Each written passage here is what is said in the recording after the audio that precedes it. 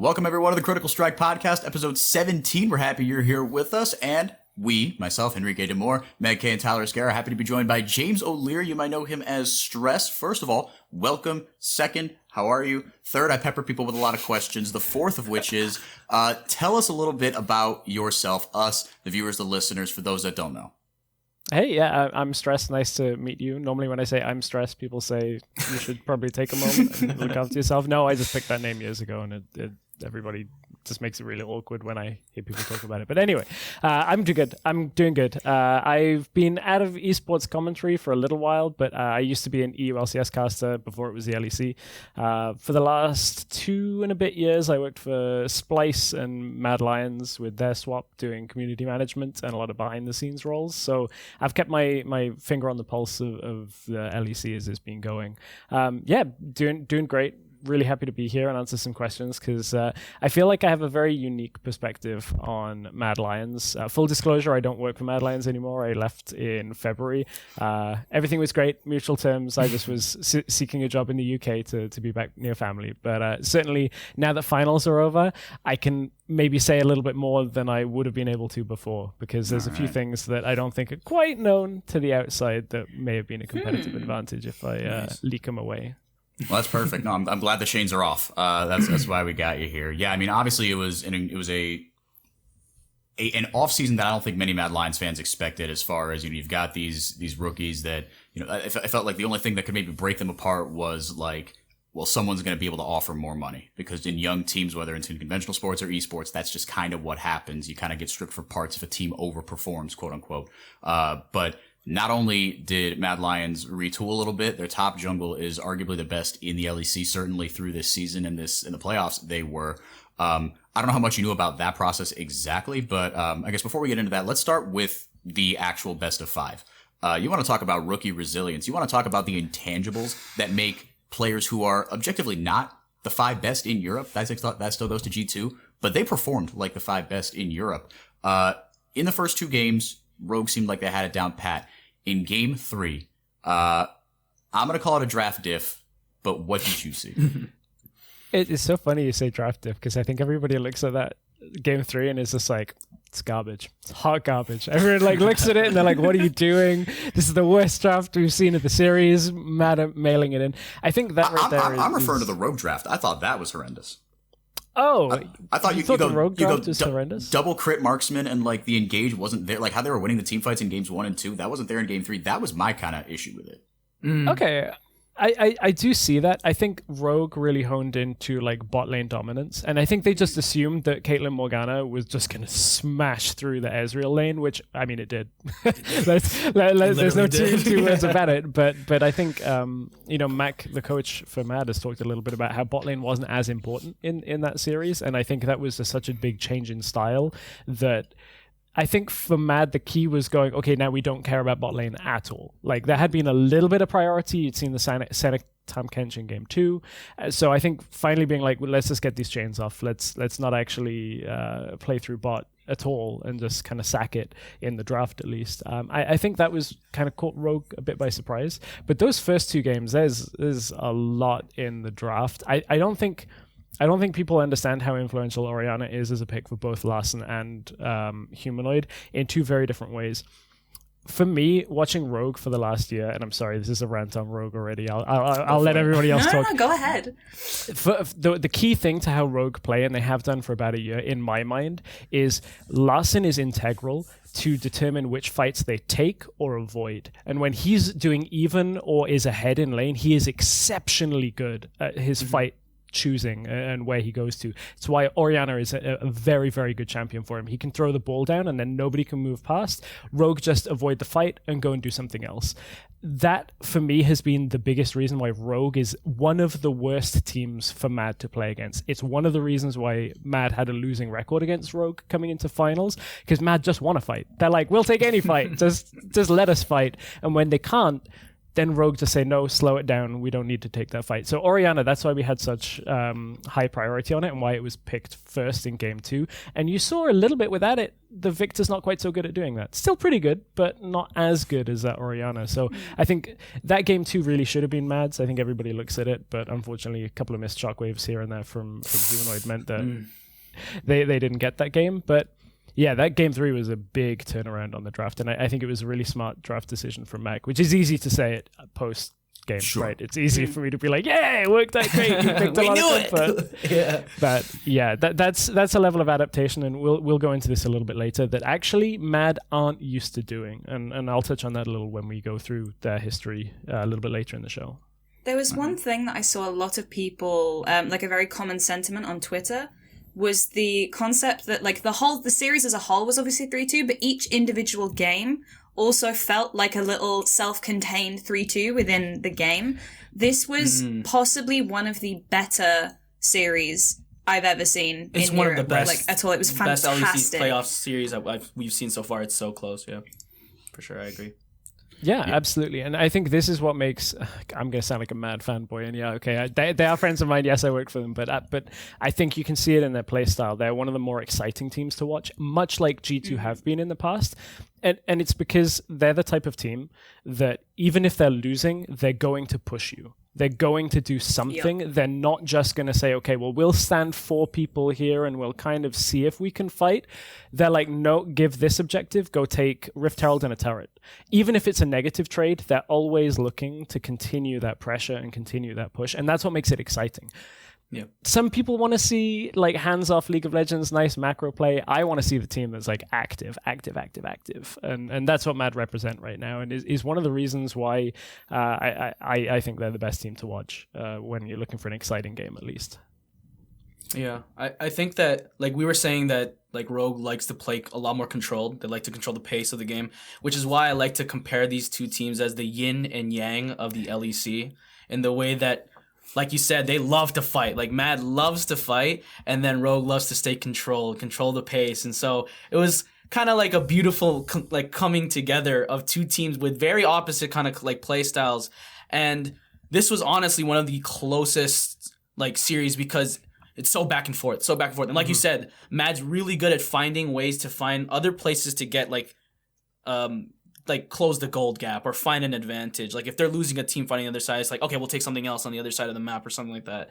And we'll talk about why they're like that, and I have ideas about it too. But I think that this was a beautiful kind of like combination of chaos versus control.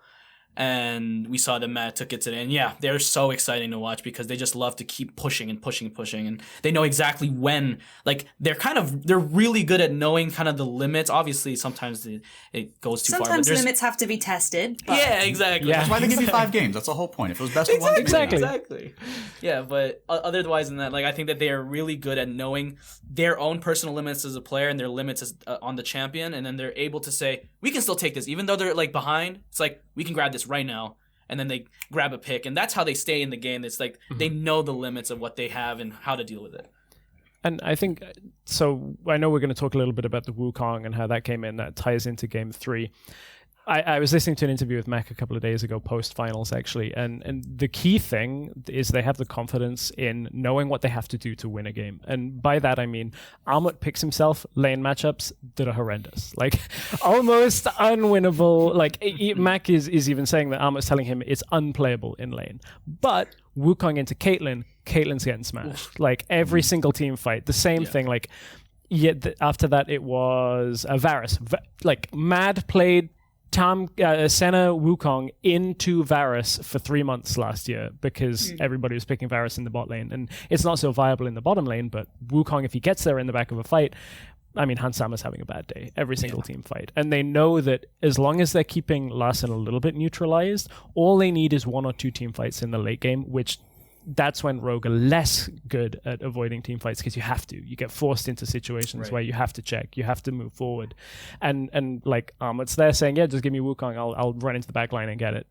So that's the thing where I was glad to see some confidence there in comfort picks, not just for the lane. And it's like, hey, we know we can do this with our team comp, and then executing on it well. And that's something that I haven't seen out of too many teams outside of G2 and the likes of Fnatic in seasons gone by, where they just say, hey, we're going to play our game, we don't really care about yours. Yeah, and I think that even I love to see that also when teams have their backs against the wall and you just default to comfort, because when you play comfortable, you play confident, you play well, in theory, right? It could all just go, tits up, I think is an expression y'all use over there.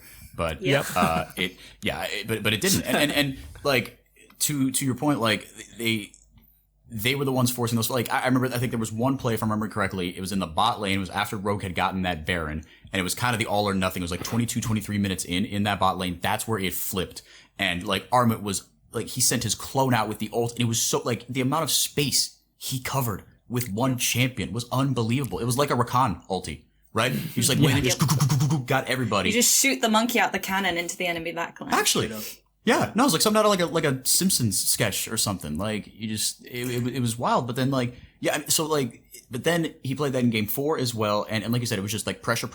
They bullied, Odo. You saw that top jungle, right? The amount of times they dove the poor guy. And then in game 5, it kind of felt like it got flipped. Armut on the beginning of the game, he was pushed up just ever so slightly, right? And game 5 was a tremendous comeback from Mad, but to me, it felt like Rogue kind of keyed in on, okay, we got him off the Wukong. Now let's make sure he can't play the game, because it was the Gnar ultis in game 2 also that were really, really key. And he was kind of running a little bit in the first half of that game, and they really, really focused him down. Yeah, I was really scared in game 5, like coming out of the draft. Not even after the first like 5 minutes, 10 minutes, when I'm like, all right, taking off my Mad jersey, like putting on a regular shirt. I'm like, my day is done. But, I'm not a turncoat, but I'm like, my celebration for the day is gone. But I was scared because everybody memes on Renekton, right? But the one thing Renekton's going to do for the most part in almost every matchup is he's going to solidify your top lane for the first 15 minutes of the game.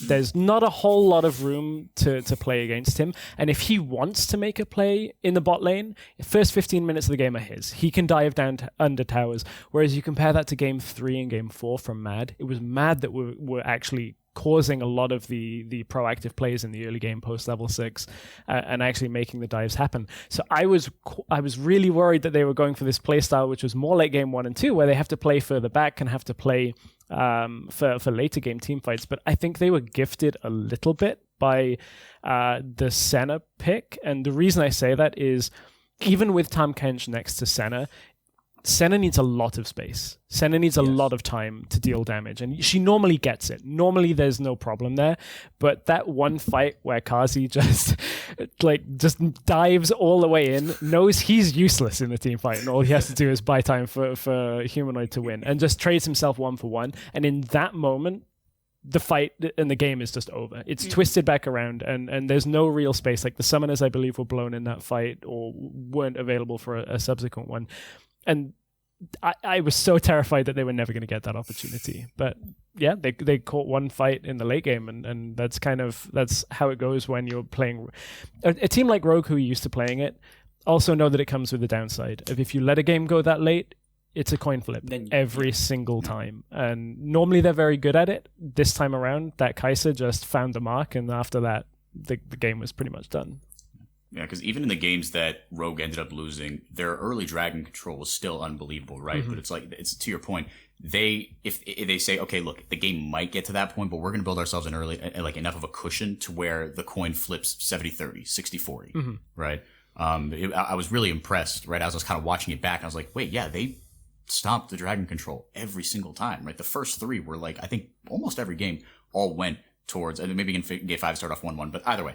Not quite as important. I mean, it was cool to see. I think it was pointed out on the cast that was, like you said, that Wukong pick was something that Armut used to beat them in Worlds, and now helping out the team that he took their spot in groups to a title. Is there anything that you wanted to say like about that series before we zoom out a little bit? I want to talk a little bit just about that dragon control point, because this is one thing that I absolutely would never have said in the lead up to finals. I'm even a little apprehensive saying it about now with MSI coming up. But what I will say is this is older information from January and the beginning of February. And I think the game and the meta has changed a considerable amount, even out of the jungle. Mad used to be, at the beginning of the split, a team that would sack Dragon Control in the early game to get Rift Herald control. And a lot of people don't like the way of playing that, because they're like, oh, what's a Rift Herald? First Rift Herald doesn't mean anything. But the way that they used to push that gold and accelerate it into a specific part of their composition, this isn't every game, this isn't the majority, but I think if you go back and you look at the first 3 weeks, they had 100% first Rift Herald control. And at least at that point, there was an intentional side to it. I know it's changed since then in a way, and they definitely did not maintain that control.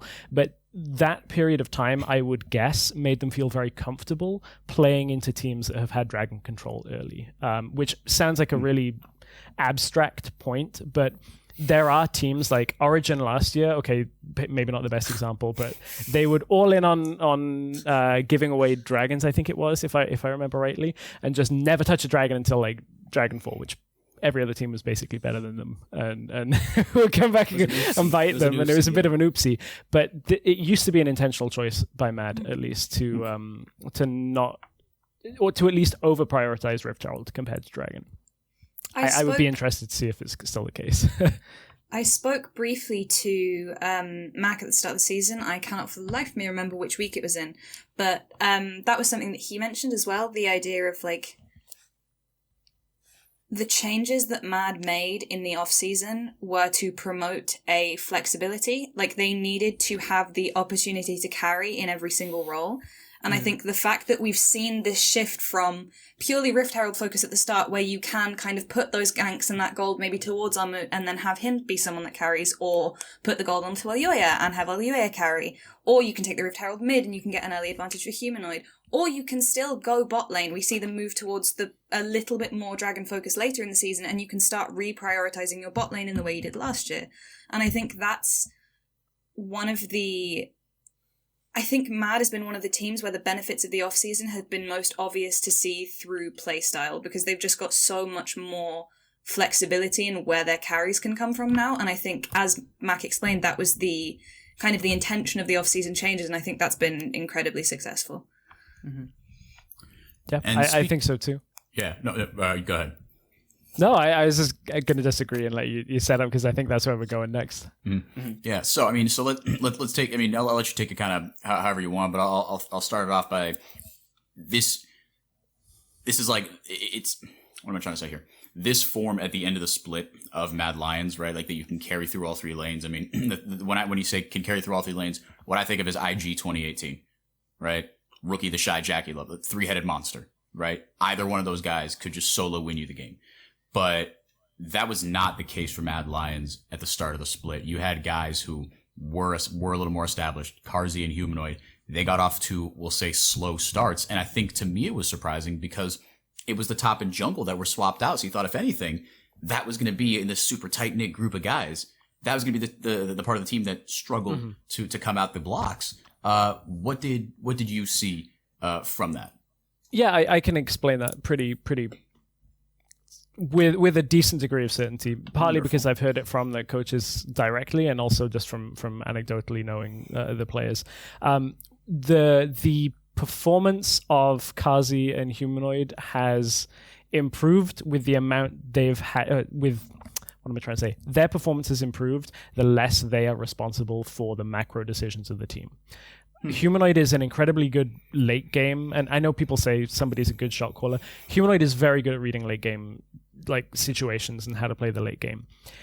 He's above average, if not great shot caller at all points in the game. But if he has to focus on his lane, which he wants to, and if you give him focus and you give him a half decent matchup, he'll at least go even in the majority of lanes. If he has to put focus into shot calling, he's going to suffer there. Kazi is a good shot caller. He's very good at determining very specific points, like whether it's a focus in team fights, whether it's a next objective, what they're doing to set up. But again, the more he has to focus on that, the less he's able to play what's in front of him. And I think that's why we saw a lot of the issues that the 2v2 at least had for the first few weeks of the split.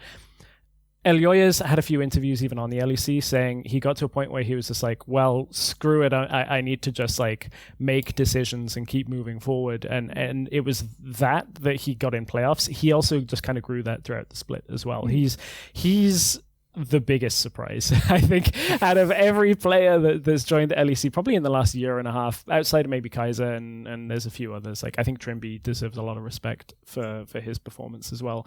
But when you look at a player that's come in and immediately grown in one split more than a lot of rookies grow in their entire career before they're bundled up from a mid-tier team to a lower tier team to going out of the LEC, like this is a player that I don't even know what happens if he gets the space to have a few splits and maybe, you know, win a few championships. I don't know how good he can get. It is the interesting thing, which it does remind me a little bit of Shadow when he came in to Mad Lions last year.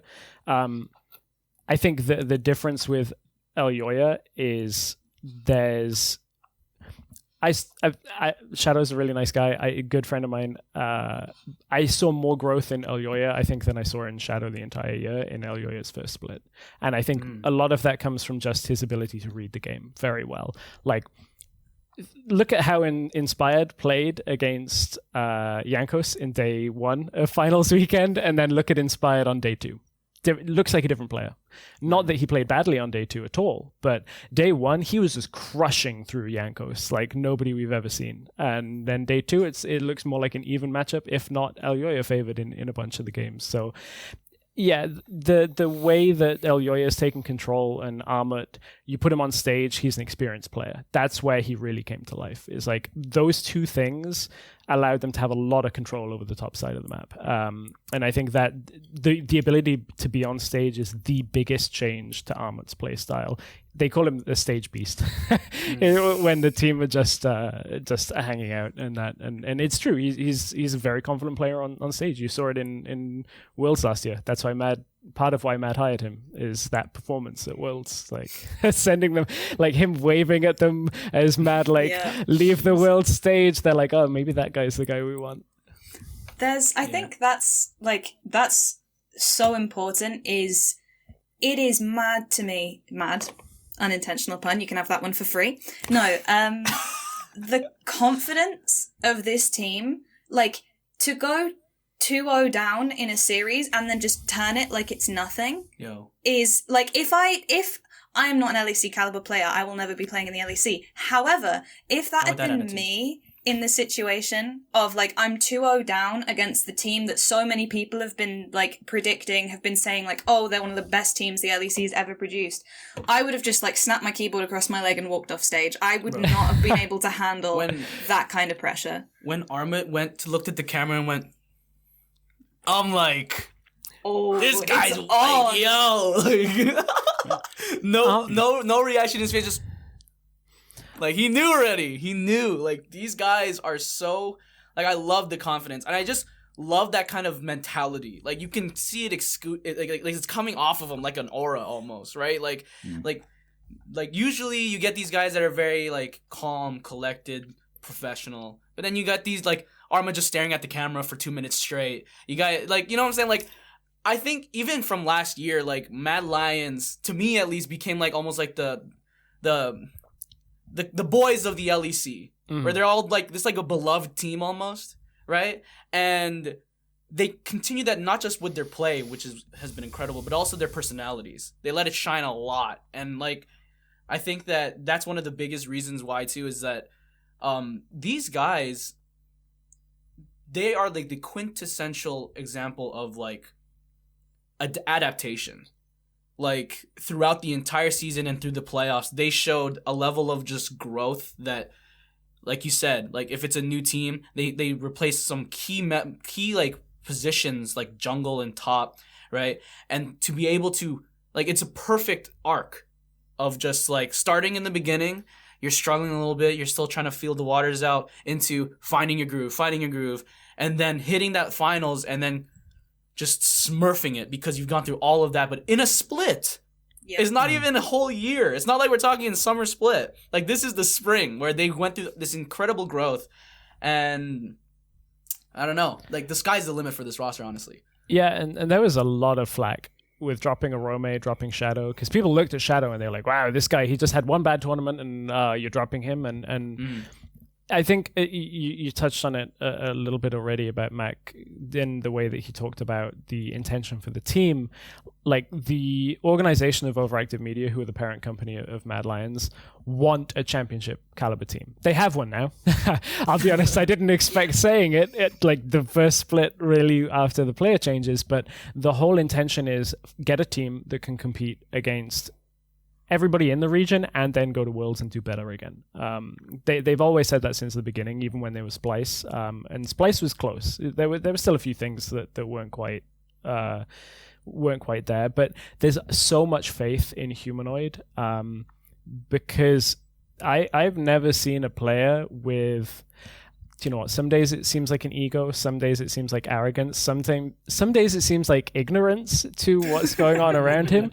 This is a guy that, to tell a story that I don't really think has been told too much. So Madrid in Worlds 2019, he just comes off stage playing Faker game 1, right? Splice versus SKT. This is Faker, right? We're talking about Faker.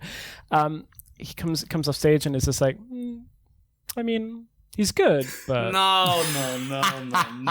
I mean, so he respects Faker as a player, right? Like, Yeah, of course. and I'm not trying to get him in trouble here. This is not like he's not saying Faker's a bad player. Nobody's saying Faker's a bad player. But he has so much confidence in himself that aside from players like Caps and Faker, and even he said similar things a little bit about Doinby. Not that anything is wrong. Like, they're clearly the equal or above caliber, but to him, when he's on stage, he's not getting crushed, right? And if he's going even, in his mind, he's like, well, this is all winnable. Yeah. Maybe not every matchup, but there's like a real level of confidence in himself, and now you can see it from other people on the team. You see it from Ahmed. I mean, Ahmed thinks that he probably could go up against anybody and be confident that he's going to win, even if it's naive. Fetch me his head. Give me the Shy and Nuggery. Give me it already. I don't. Exactly. I love it.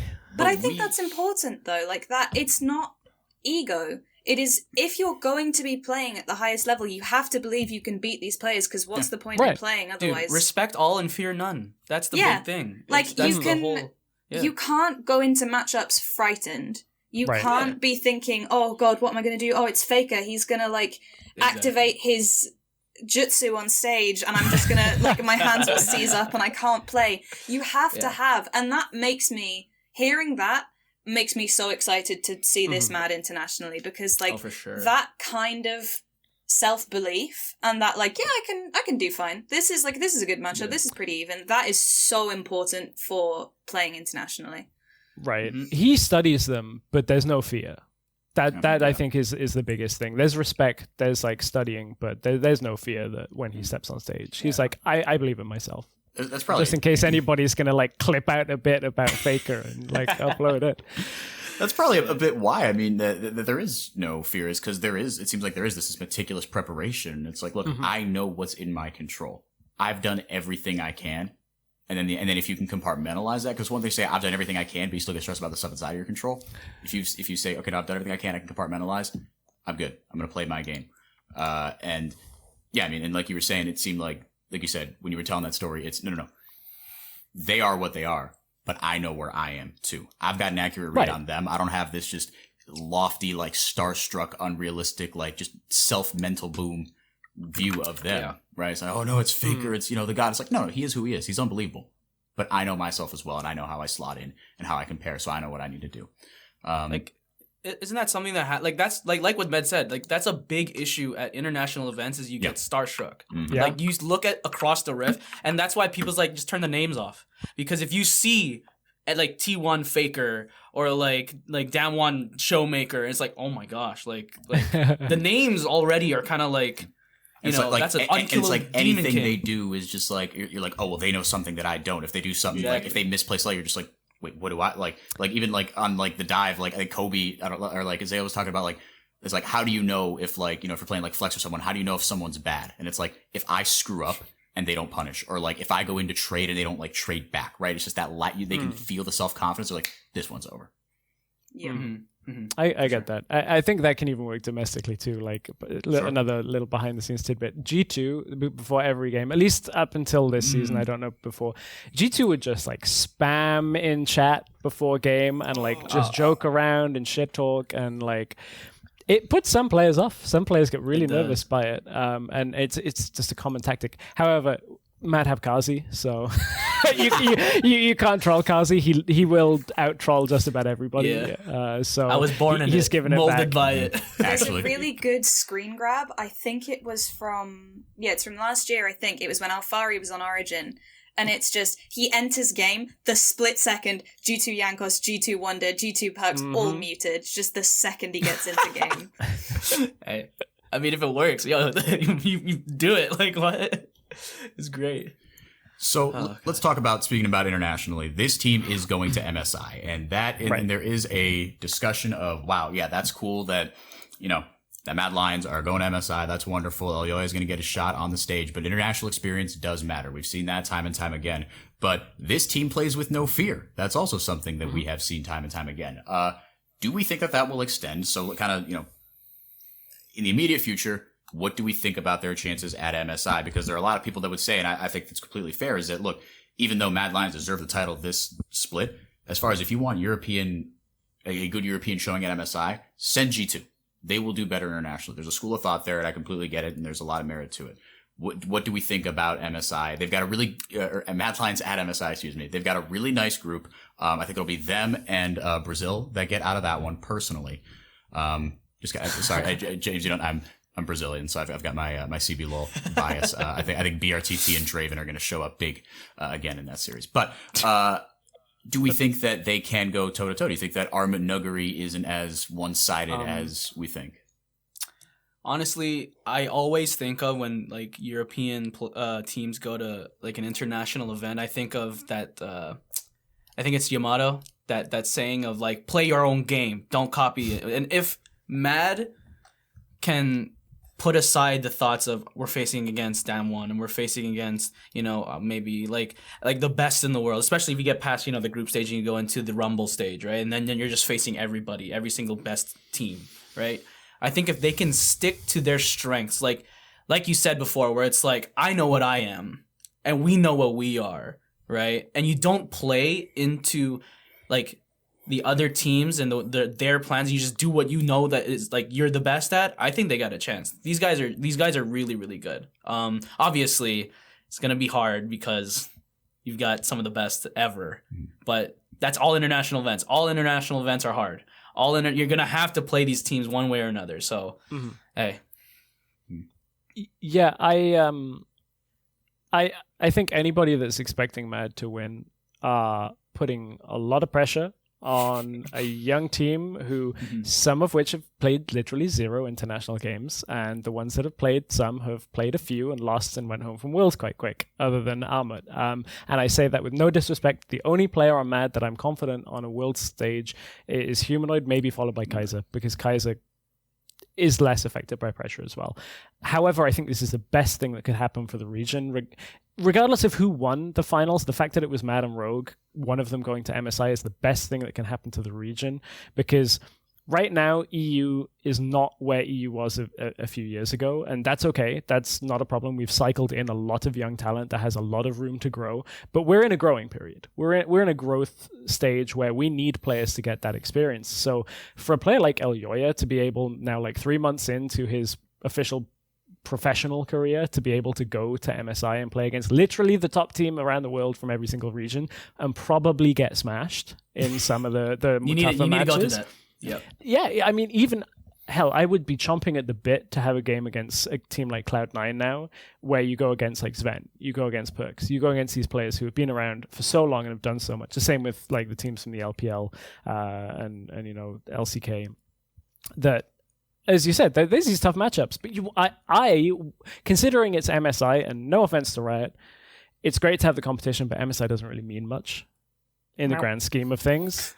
I will watch it, I'll enjoy it, but when we're comparing it to the weight of Worlds, I want our players to go and get some of that experience. I would love it if they win. I have confidence that they can win if the meta like fits them and they draft well and it's their day and they wake up feeling it and there's a vibe going on. But like there's a lot of like incidental things that stop me from saying that they'll do a good thing right now. And the sad thing about that is I think that a lot of fans will hate on them if they drop a game to, for instance, the TCL, who they play in groups. They should win against the TCL. Mad's biggest problems are when they're in a game that they should win. That was the same last year. It was the same for Splice. One of the reasons is, and this is where I'm going to be not so kind to Humanoid, Humanoid's ego, however we want to talk about it, also comes into play there. If he doesn't respect his lane opponent, it doesn't go so well. He's not so careful in lane. Like, I think Mickey on Excel, like, beat him 4 games in a season, and I'm like, why are you losing to Mickey? No disrespect, but, like, this is, like, Excel against Splice, who are going into, like, playoffs at that point. And I think the games that Mad are expected to win, sometimes the confidence is misplaced too early on, and they don't give enough respect until the game is, like, already over. So I want them to get some experience. I want them to do well. I good friends of mine. I hope they do well. I hope they win. I'm glad that they're going to get this experience as well because it's really going to be invaluable for them. I just wanted to touch on something real quick. I wanted to kind of give some more props to Coach Mac. I think that, so you said that like, being able to kind of like, these are like not like rookie players, but they are new players, especially to the LEC. And to be real, right, the LEC is a different caliber of league compared to others, especially, I don't know, like, I think that Coach Mac's ability, so I've talked to a few players now, one of the biggest differences that they say isn't in mechanical skill. When you're going from like a tier 2 league into the LEC, like a major region like LEC, LCS, LCK, whatever, the biggest difference for a player is not the mechanical skill. They're usually pretty much right there, right? The biggest difference is in your macro and mid to late game decision making. Right. We saw this for multiple teams. Is like you have really, really good mechanical players, but when they get into the stage where it's not laning, they struggle because they don't have the same experience. The LEC is a lot more, meticulous and smart about what they need to do later on and how to snowball, how to do this and that. And I think that Coach Mac, like, I think that the only way that you can get that kind of knowledge is through one, experience, obviously, but also through good teammates and good coaching. And because they will be the ones to guide you and tell you, okay, when you see this, this happens, et cetera, et cetera. Like, and I think that Coach Mac has done such a great job of, like, I think, like, he's a great person to, like, help lead players into these new situations and then help them grow. And so to the point where they can also start to make their own decisions during the split and during games and things like that. Even last year, right? A whole new, like a young team, that must have been hard, right? They're all young, but at the same, I guess it's okay because then they all grow together. But like being able to go to Worlds with like such a young roster says a lot about Coach Mac and his ability to like help these kids learn how to play at such a high level right away. And yeah.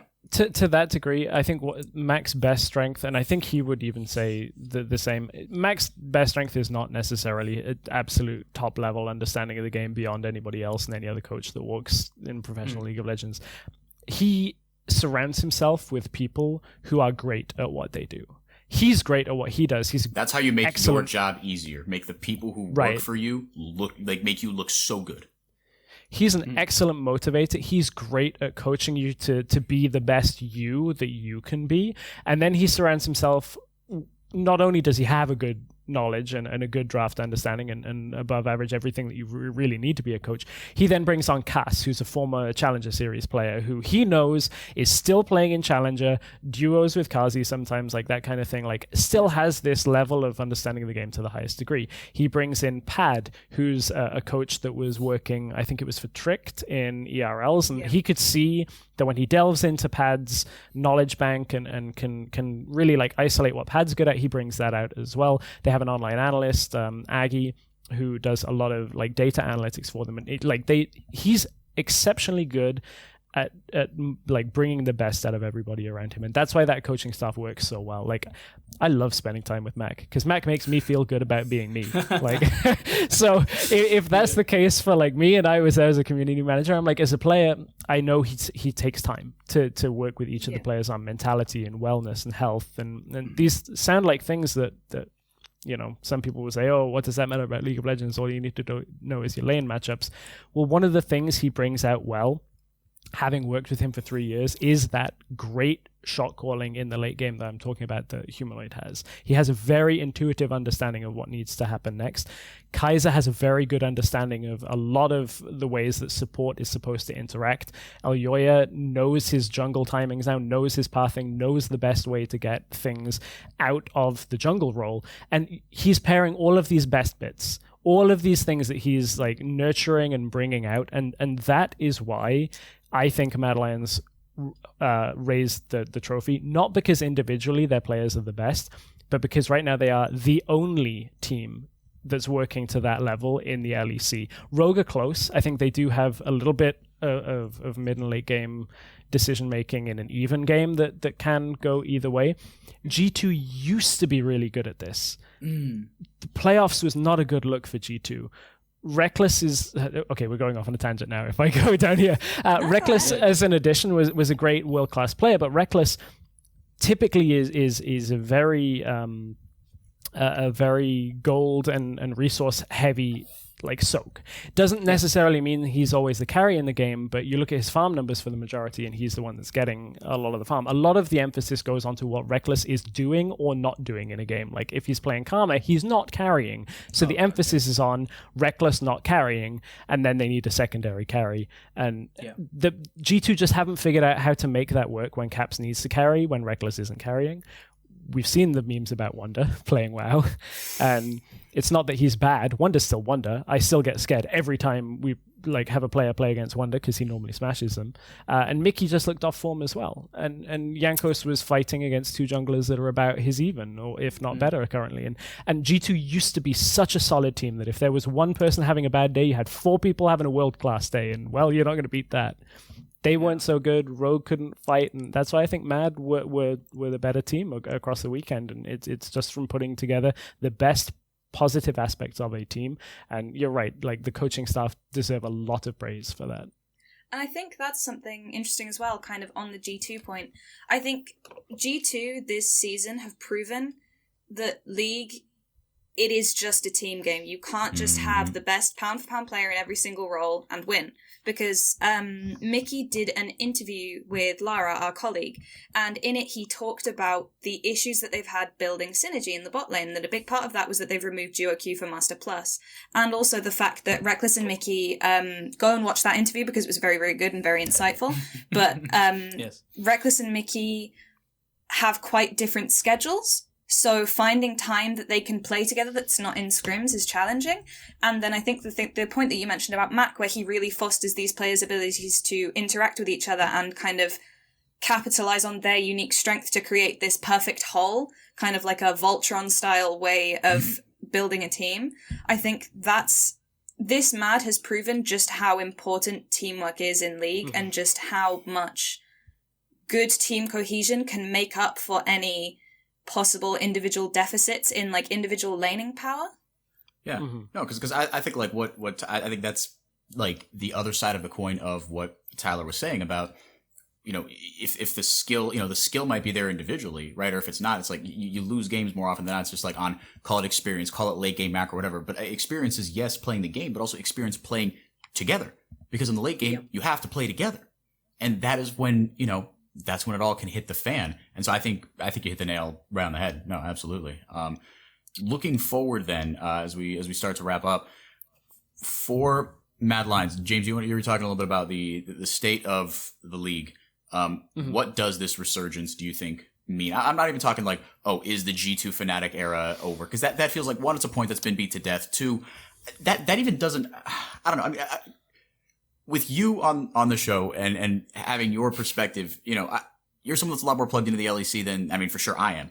But like, what do you see as, okay, you know, like you said, is this good for the league? Is it like this, you said it's good for the league, but I want you to elaborate on that. You talked about cycling talent and how the league kind of goes through seasons. Can you Sure. go more into depth on that?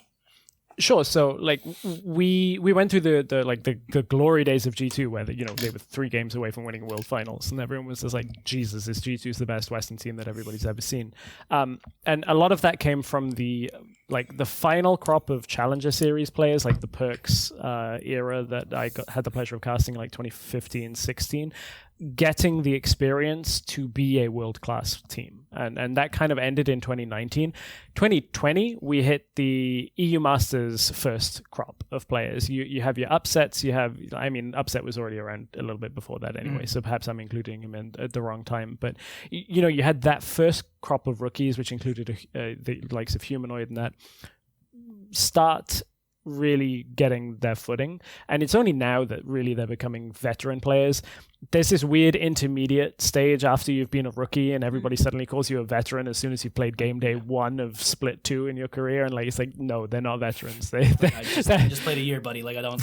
Yeah, exactly. Like, hey, I was sat at home like 4 months ago and now I'm playing Summer Split. Like, what? I see Fnatic and G2 coming back because even though the rest of the league has got stronger in Rogue and Mad, the thing about G2 and Fnatic is that they're short-term problems right now. G2 tried to plug and play Reckless, who is a very different player from from Perks, who... Yeah. On paper, like, you're swapping one best AD carry in Europe for another best AD carry in work. That should work, right? Perfect. But the way the playstyle changed, I just don't think between that and the meta, G2 had enough time to actually get those problems. And you were talking about it, the interview, and they were talking about the amount of playtime. That's 100% the reason, and I can buy into that and believe in that. Part of that is self-inflicted from G2 because their players complain all the time about how much content and stuff they do, but that's a public discussion that we've heard about whenever they talk about going to international events. Part of that is inflicted there. Other parts like DOQ and that, and just there's not enough time in the day to be scrimming and practicing and doing everything. And 24 hours. What that means is when you look at like Kaiser and Kazi, who have been playing together now for over a year, well, suddenly that's a lot of experience there. Fnatic, similar thing. You bring in Upset, you make a couple of changes there. Niski is a very different player to Nemesis. You have a playstyle change. They need time. They need time to build up to it. So even though probably there are people out there that are like, oh my god, G2 and Fnatic suck now. This is the worst thing for Europe. It's going to be fine by Worlds. It'll be fine by Worlds. Do not panic. And that doesn't mean it'll be the 2019 level of like winning Worlds, but this year is kind of like to find the footing for those teams again. And then next year, probably we will be looking at like a G2 that wins back-to-back splits if things stay the same. And that's no disrespect to any of the other teams, but when G2 are playing, if they have the same caliber of players, when G2 are playing up to G2's level, there's almost nothing that can actually stop them. And they would get to that point with Reckless as well, with the right amount of time and the right amount of input and the right coaching. But it's tough to know. Until you've had one split of, oops, that didn't quite work. You don't know what to change, right? You might have got lucky the first time around, but I expect you to be in finals in summer, almost undoubtedly. Everyone keeps saying that it's a new era of League of Legends in Europe, but that doesn't exactly mean that it's an era has ended. Right? Like, I think that G2, so in that same interview with Lara, Mickey was talking about how the team got complacent. And honestly, I expected their complacency to come earlier because of the way that they were absolutely crushing it in the first like year and a bit of their reign as kings of Europe. I thought that kind of complacency was going to come a little bit earlier. But I think that, one, Jankos kind of touched upon it in his stream, is that he didn't exactly say they didn't have a leader, but he said that because he stopped streaming before the finals, he stopped streaming for a bit because he said that, no, someone needs to take the lead, so I'm going to do it. And so I feel like right now they're in a very kind of they're exploring their kind of options, plus the fact that they kind of got complacent because they've been winning so much. He's like Mickey said, like, once you win so much, you kind of take for granted that you're going to win, and then you just need that kind of wake-up call. I think this loss was a wake-up call for them. Yeah, absolutely.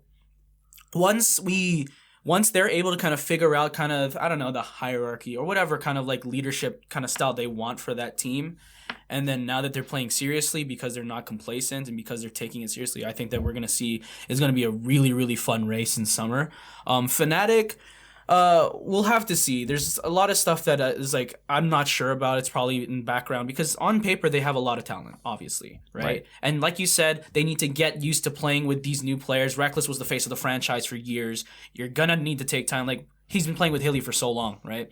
And then obviously Niski's new. He's a completely new player. There's a lot more. He's not as resource dependent, whatever. But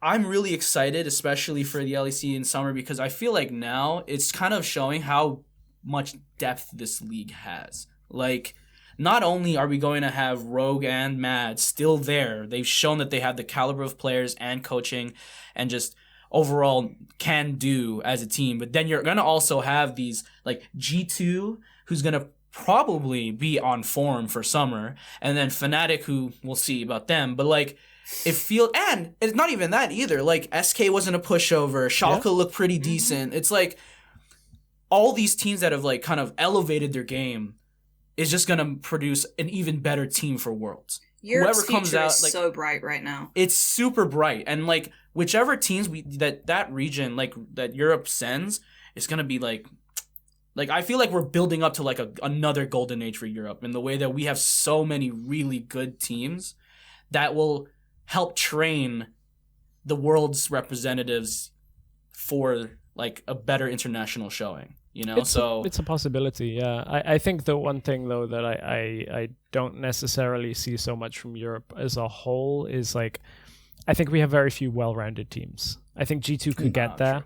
I think Fnatic with a lot of effort could get there. Rogue are kind of there, but then I always find when I'm watching Rogue, if they're not far ahead, they kind of don't know what to do. Which, I mean, if you're playing against good teams, that's not really that's not gonna happen, right? I feel bad because I don't feel like I've given Rogue enough props in this episode. They probably should have won finals if it hadn't been for a few fights here and there.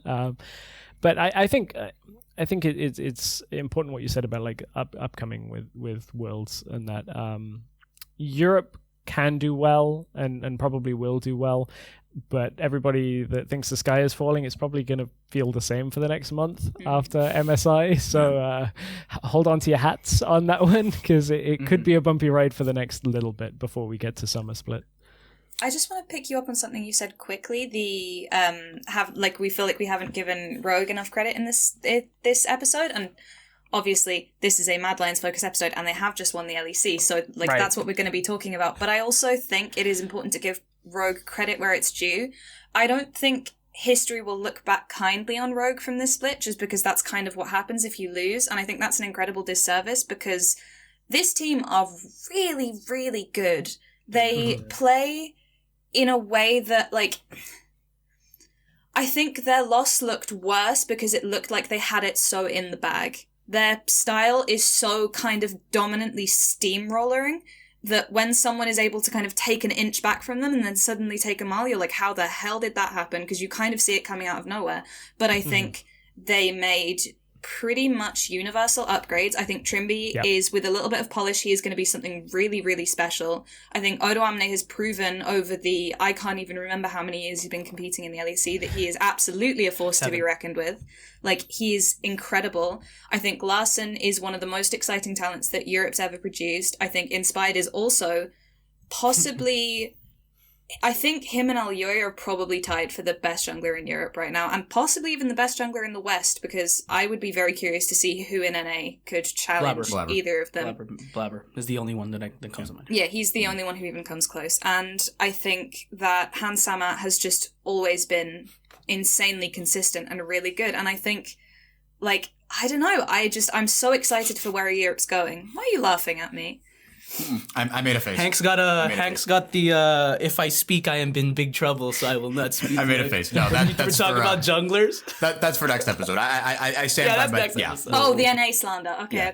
No. It's not. It wasn't even. It's just like I thought of like, well, but like Santorin is like very, and like, but as far as kind of challenging, they're both very good. Well, they're both very good junglers. But I think if these are the two teams that are kind of stepping up into the limelight for Europe, This is the most excited I've ever been about Europe's future. I've been, I was a diehard Fnatic fan back in the day. I've been here for a long time. I've been disappointed by that team once or twice. But, now I'm really excited to see where this is going, because I think we are building two very different teams in Rogue and Mad that both have, these incredibly unique strengths. And I think with time and with international experience, they'll build out that more well-rounded style that we want to see, and I think they'll both be really scary. And I think just because Rogue lost here, I don't think we should count them out at all, because they will be pissed in summer and they will be looking to take this one back. Yeah, they're taking the weights off, the ankle weights off. They're gonna be pissed off. Yeah, the summer split revenge tour for the rest of Europe should be pretty fun. But until then, we've got a couple weeks where we don't really know what to do with ourselves, and then MSI, which should be, like you said, if nothing else, it's going to be a ton of fun. You watch it, you appreciate it for what it is. Don't mind me, I'm just getting out ahead of things with a little damage control thing. Don't worry about MSI. We're just working on Worlds. That's not the official Mad Lions line. We're just there to have fun and make friends, and that's what matters.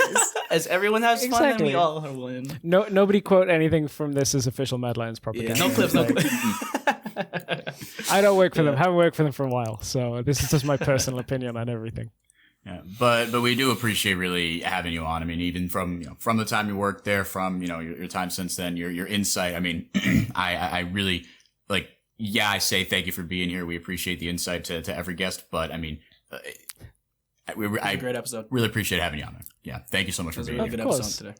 I hope no one at Mad is too unhappy if they watch this and they go, oh well, he just leaked everything. So no, I don't think I told too much. So I was happy to come on and talk a little bit about it, because I think having been a caster on broadcast is really hard to see that next step behind a team. And having worked with the team for 2 years, I'm like, well, I know these stories. I know these things that are impossible to know unless you watch the team scrim day in and day out. So happy to be able to kind of shed some light on one of my favorite groups of players ever, because they're so fun. Those guys are hilarious to be around.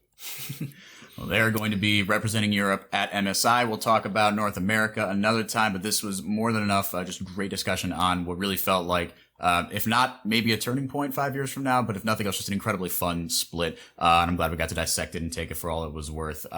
Big thank you to James O'Leary, otherwise known as Stress. Thank you for being here. Thank you to Tyler. Thank you to Meg. For those people, I've been Henrique Demore. Catch us, the Critical Strike Podcast, on YouTube, SoundCloud, Apple, Spotify, Pocket Cast, and Google Play. I did it. I think I nailed it. Nailed it. Yes, you did. You did.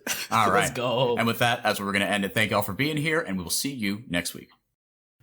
Hey, y'all, for more of the Critical Strike Podcast, make sure to check us out on YouTube and like and subscribe for more esports content.